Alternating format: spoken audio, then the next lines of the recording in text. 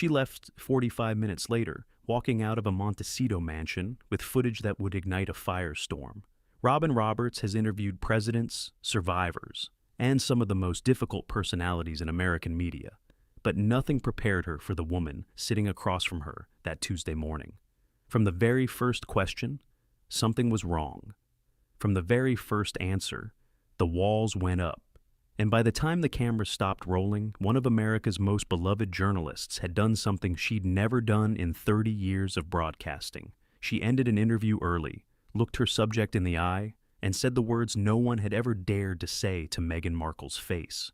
What happened inside that perfectly staged living room wasn't just an interview gone wrong. It was the moment the mask finally slipped. Before we dive into this incredible story, make sure you hit that subscribe button and smash that like. Now, let's get into what really happened in that Montecito living room.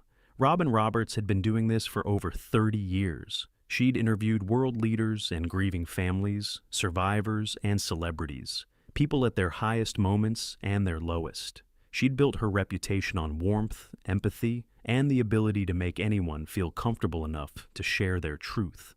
But she'd also built it on something else, the willingness to ask hard questions when they needed asking. As she settled into her chair and watched the camera crew make final adjustments, Robin studied the woman across from her. Meghan Markle sat with perfect posture. Everything about her presentation said, "I'm happy to be here." Everything except her eyes. "We're rolling," the director announced quietly. Robin smiled her trademark warm smile. "Meghan, thank you so much for inviting us into your beautiful home. I know how much you value your privacy. So, this really means a lot." Meghan's smile was immediate and practiced. "Thank you for coming all this way, Robin. I've always admired your work." It was a pleasant enough start. Robin consulted her notes briefly, more for show than necessity. She'd memorized every question days ago. "So, you've been busy. The foundation work, the podcast, various business ventures. Tell me about what's been driving you lately." Meghan tilted her head in a way that somehow managed to convey that the question was beneath her. "Well, Robin, I think busy is a relative term. I'm certainly engaged with work that matters, work that has actual impact on people's lives. That's always been what drives me, not activity for activity's sake, but purposeful action. And what does that purposeful action look like right now? It looks like a lot of things: initiatives around women's empowerment, children's literacy, mental health awareness, the kind of substantive work that doesn't always make headlines but genuinely changes lives." Robin nodded encouragingly. "Can you tell us about a specific program or initiative that you're particularly excited about?" Something flickered across Meghan's face, a flash of irritation perhaps, quickly suppressed. "I'm excited about all of it. Asking me to single out one thing feels very reductive, like you want a soundbite rather than an actual understanding of the breadth of our work." Robin's eyebrows rose slightly. "I wasn't looking for a soundbite. I just thought our viewers might appreciate hearing about something specific, a story that illustrates the impact you're talking about." "Our viewers," Meghan repeated, and there was something almost mocking in her tone. "Right. Well, if they want specifics, they can visit our website. I'm here to have a conversation, not deliver a press release." It was an odd response, dismissive of a question designed to give her a platform to shine.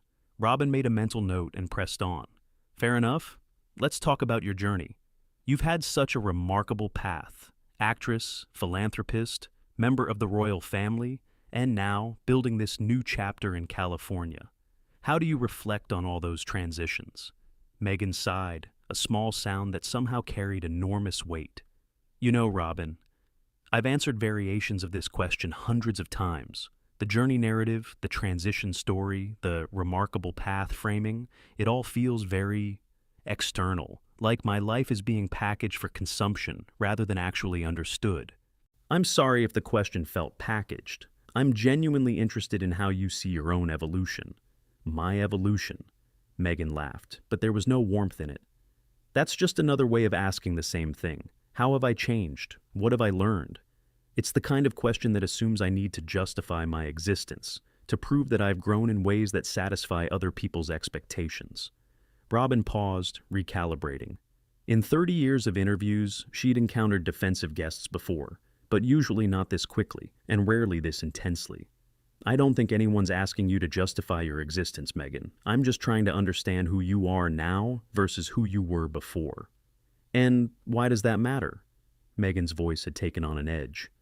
Why is who I was relevant to who I am? I'm here, I'm doing work, I'm raising my children.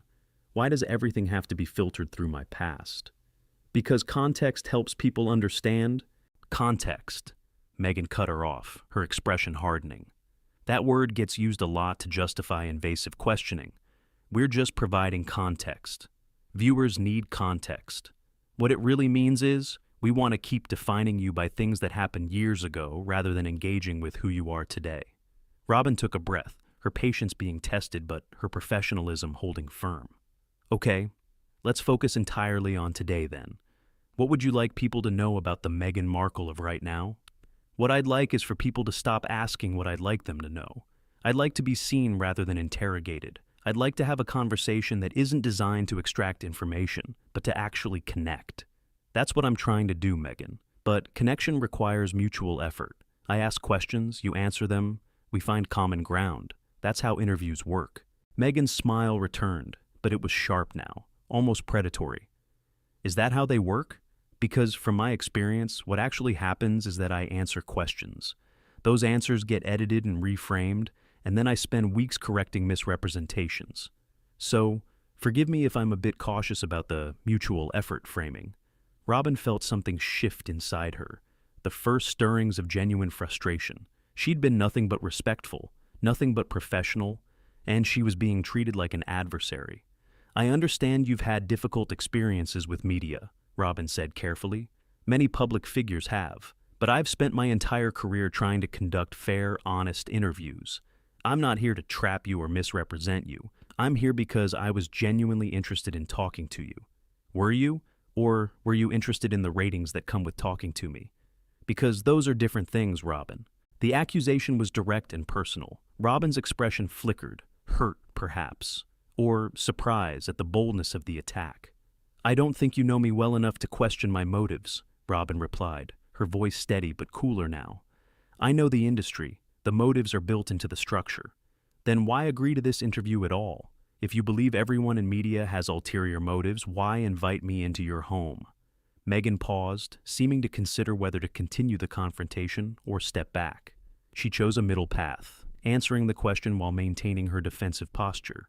Because sometimes you have to engage with systems you don't fully trust, because silence gets interpreted as guilt or weakness, because no matter what I do, I'll be covered and commented on, so I might as well have some input into the narrative. So this is about controlling the narrative. This is about not ceding the narrative to people who've proven they don't have my best interests at heart. And you've decided I'm one of those people? Based on what exactly? Meghan's eyes narrowed slightly. Based on the line of questioning, Robin. You've asked me about my journey, my transitions, how I reflect on my past. Those are all ways of keeping me anchored to a story I'm trying to move beyond.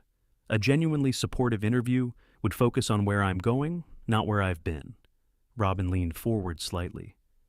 With respect, Meghan, you can't dictate what constitutes a supportive interview. I'm a journalist. My job is to ask questions that illuminate who you are. And that includes your past, because it's shaped who you've become. I'm not trying to dictate anything. I'm expressing disappointment that even now, even here, the focus is on the things I'm trying to leave behind rather than the work I'm trying to do. Then let's talk about the work. Tell me about a specific project you're currently engaged with. Something concrete that you can point to and say, this is what I'm building? Meghan waved her hand dismissively. I've already said I'm not going to give you a soundbite program to feature. The work is comprehensive. It's ongoing. It doesn't reduce to a single initiative that can be wrapped up in a 30-second segment. I'm not asking for 30 seconds. I'm giving you as much time as you need to explain what you're doing. And I'm telling you that the work doesn't explain in that way. It's not about individual programs. It's about systemic change. The kind of change that takes years to manifest and doesn't photograph well for morning television. The dismissiveness of morning television landed pointedly. Robin had helped build Good Morning America into a journalistic institution, had covered wars and natural disasters and historic moments alongside the lighter fare. Being reduced to morning television by someone who had starred in a cable legal drama was more than she was willing to accept quietly. Good Morning America has covered every major news story of the last 4 decades, Robin said, her voice carrying a new edge. We've done in-depth investigations, award-winning documentaries, and yes, also celebrity interviews. I don't think we need to apologize for our range. I wasn't asking you to apologize. I was making an observation about format constraints. It sounded more like condescension. Meghan's eyebrows rose. I'm sorry you heard it that way. The non-apology was obvious to everyone in the room. Robin took a moment to gather herself, aware that the interview was heading somewhere neither of them had intended. Let me try a different approach, Robin said, her journalistic instincts overriding her personal frustration. You mentioned wanting to focus on where you're going rather than where you've been. So tell me, where are you going? What does the next chapter of Meghan Markle's life look like? Meghan seemed to soften slightly at the reframed question. The next chapter is about building something sustainable, something that outlasts the headlines and the news cycles. I want to create structures that help people, particularly women and children, long after anyone remembers my name. That's beautiful. Can you tell me more about those structures? They're still taking shape. I don't want to announce things before they're fully formed. That's how things get distorted. You share an idea, it gets covered speculatively, and suddenly you're being held accountable for something that was never a concrete plan. So there's nothing you can share about what you're actually doing? I'm sharing the vision, the philosophy. That should be enough. For some viewers, it might be. Others might want to know specifics. What are you actually building? Who's involved? What's the timeline? What's the impact? Meghan's expression hardened again. And those viewers can wait until we're ready to share specifics. I'm not going to have my plans scrutinized and criticized before they've even been implemented. But you're asking people to support your work without knowing what that work is. Doesn't that require a certain leap of faith that might be easier if you were more transparent? Transparent? Meghan laughed, but it was bitter. That's a word that gets weaponized against me constantly. I'm supposed to be transparent about everything. My finances, my family, my plans, my feelings, while everyone else gets to operate privately. It's a double standard, Robin, and I'm tired of playing along with it. I don't think asking about your charitable work constitutes a double standard. Most public figures who do philanthropic work are happy to discuss it. Most public figures haven't had every word they've ever said dissected and distorted by a hostile press. The American press has been largely sympathetic to you, hasn't it?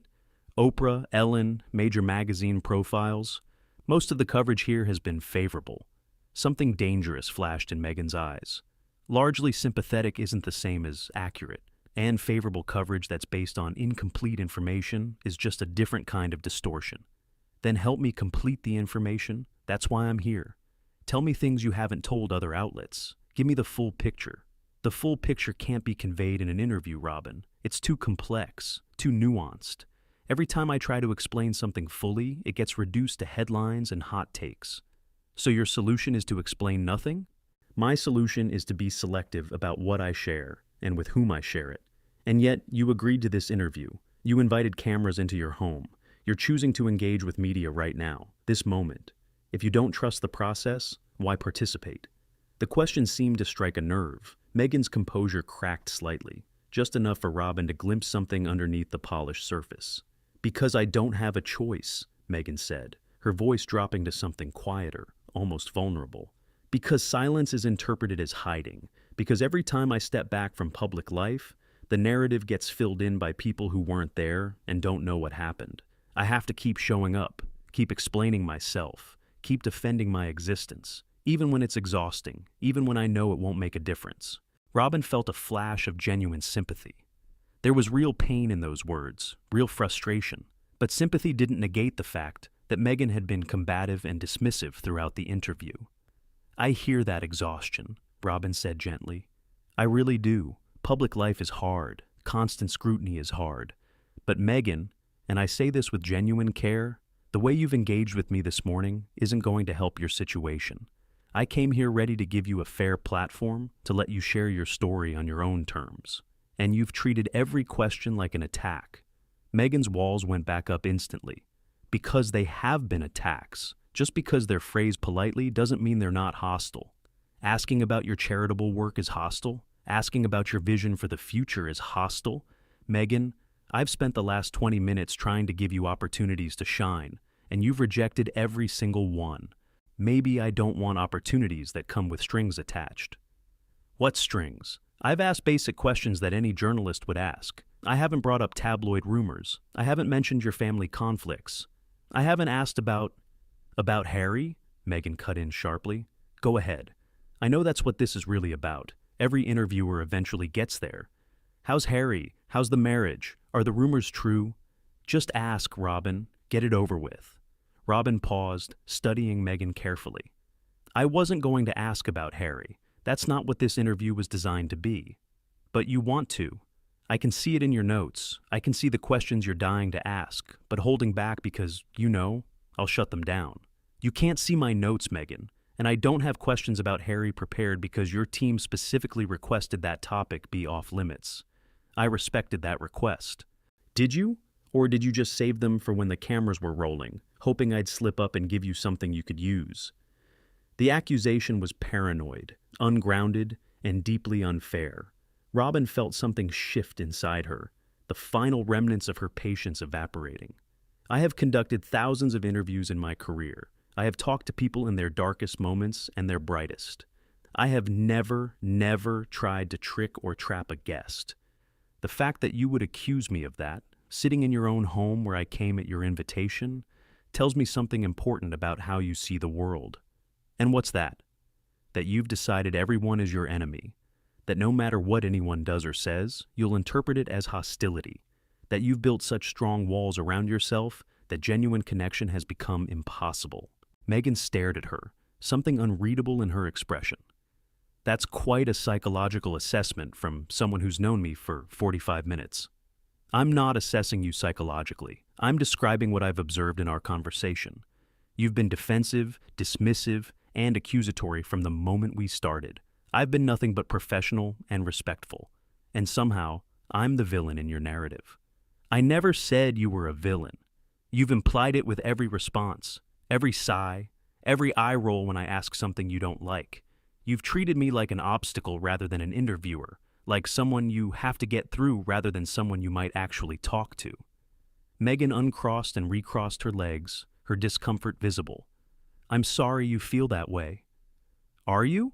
Because that sounds like another non-apology. I'm sorry you feel that way puts the problem on me. A real apology would be, I'm sorry for how I've behaved.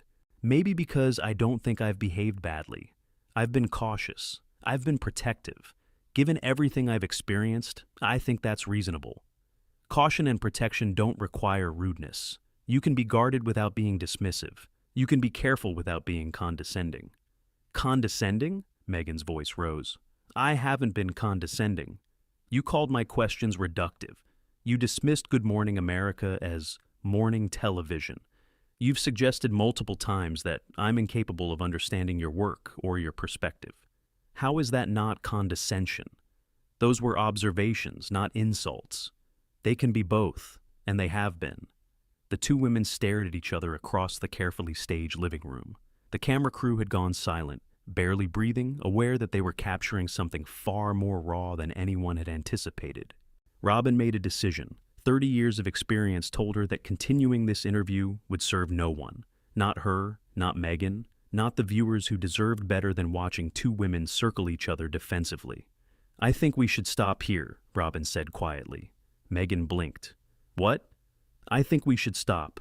This interview isn't working. We're not connecting. We're not communicating. We're just... She searched for the right word. We're performing conflict instead of having conversation. You're ending the interview? I'm suggesting we pause. Maybe we can try again another time, when we're both in a better headspace. Meghan's expression hardened.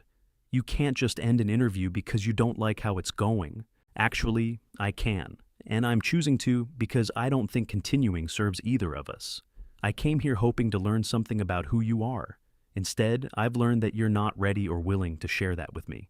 And that's okay. That's your right. But it means there's no point in continuing. So, you're just going to leave, fly all the way here, and then walk out because I didn't give you the answers you wanted? I didn't want specific answers, Meghan. I wanted honest engagement, and that hasn't happened. I've been honest. You've been defended. Those aren't the same thing. Meghan stood up abruptly, her composure finally cracking fully.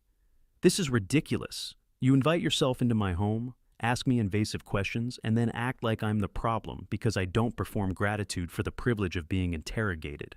Robin stood as well, her voice remaining calm, even as her counterparts rose.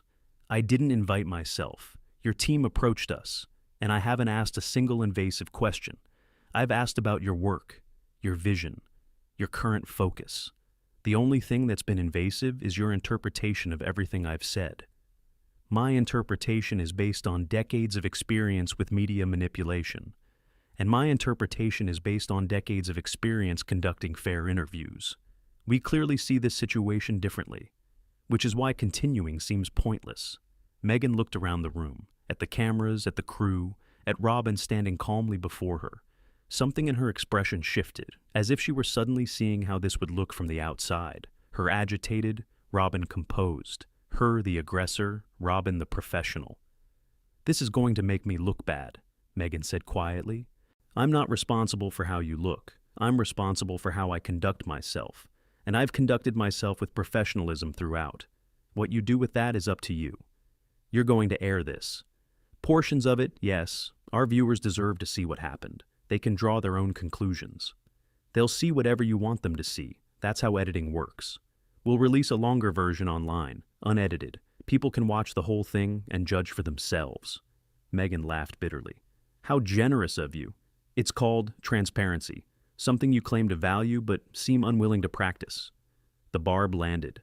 Meghan's eyes flashed with something, anger, hurt, recognition, before she looked away. Robin turned to the camera crew. "That's a wrap. Thank you all." The professional efficiency of a veteran broadcaster reasserting itself. Meghan stood alone in the middle of her perfect living room, looking suddenly uncertain without the structure of an interview to push against. Robin paused before leaving, turning back one final time. "For what it's worth," she said, her voice genuinely kind despite everything, "I think there's a real person underneath all those defenses. Someone who's been hurt and is trying to protect themselves. I have sympathy for that. I just wish you'd been willing to let me see her." Meghan said nothing. Her jaw was set, her eyes bright with what might have been unshed tears or might have been fury. Robin gathered her things and walked out of the Montecito estate, leaving behind a duchess who had learned nothing and a story that would tell itself. What do you think? Was Robin right to end the interview early, or should she have pushed through? Did Meghan have legitimate concerns about media treatment, or was her defensiveness unjustified?